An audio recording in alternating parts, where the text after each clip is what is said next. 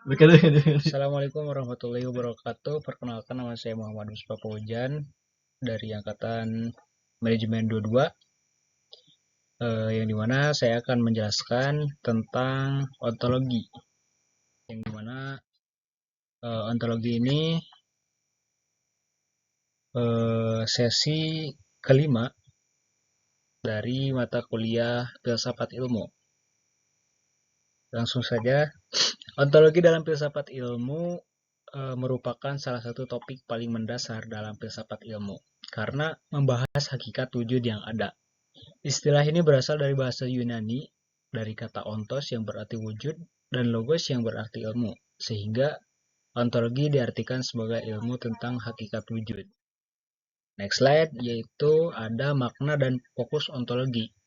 Ontologi berfokus pada pertanyaan tentang apa yang ada dan bagaimana hakikat keberadaan itu. Dari pembahasan ontologi ini, lahir berbagai aliran filsafat seperti idealisme, dualisme, materialisme, skeptisisme, dan agnostisisme yang masing-masing menjelaskan wujud secara berbeda. Selanjutnya ada aliran-aliran ontologis. Yang pertama, idealisme, menyatakan bahwa wujud berasal dari idea, realistis, konkret, dianggap sebagai manifestasi dari idea. Yang kedua, ada dualisme, memandang wujud tersusun dari dua unsur, misalnya manusia terdiri dari jasad dan jiwa atau roh. Yang ketiga itu ada materialisme, menekankan bahwa yang sungguh-sungguh ada hanyalah materi.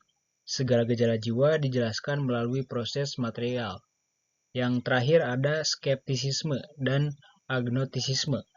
Skeptisisme menekankan keraguan terhadap klaim kebenaran, sedangkan agnostisisme membatasi pengetahuan pada yang dapat dijangkau oleh indera.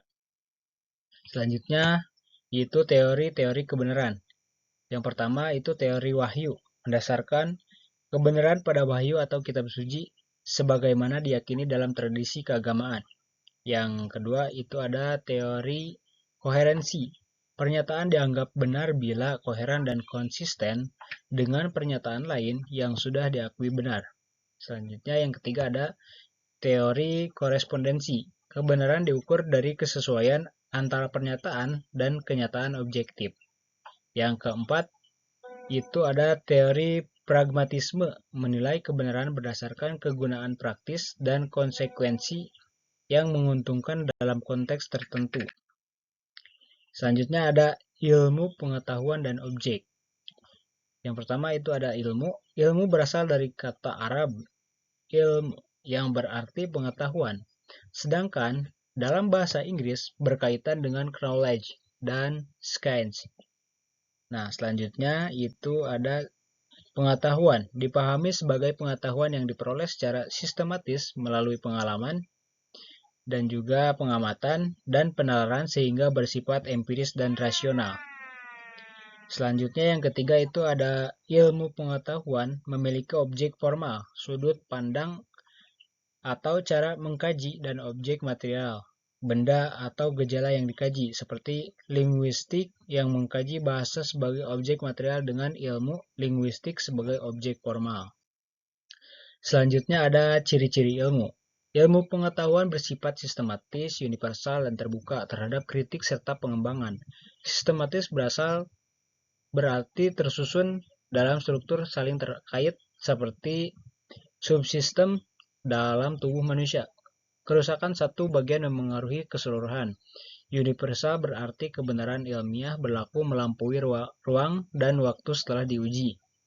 Melalui penelitian berulang, ilmu juga bersifat terbuka, berbeda dengan dogma karena selalu siap direvisi berdasarkan temuan baru. Yang selanjutnya itu ada tabel yang dimana menjelaskan ada teori idealisme, korespondensi, pragmatisme, dan juga wahyu. Yang pertama itu ada idealisme. Dengan dasar kebenaran itu, idealisme itu ide atau bentuk yang sempurna. Contohnya, konsep kuda ideal menjadi acuan semua kuda. Yang kedua ada teori korespondensi. Dengan dasar kebenarannya adalah kesesuaian dengan fakta objektif. Dengan contohnya yang singkat itu ibu kota Indonesia adalah Jakarta bila faktanya demikian.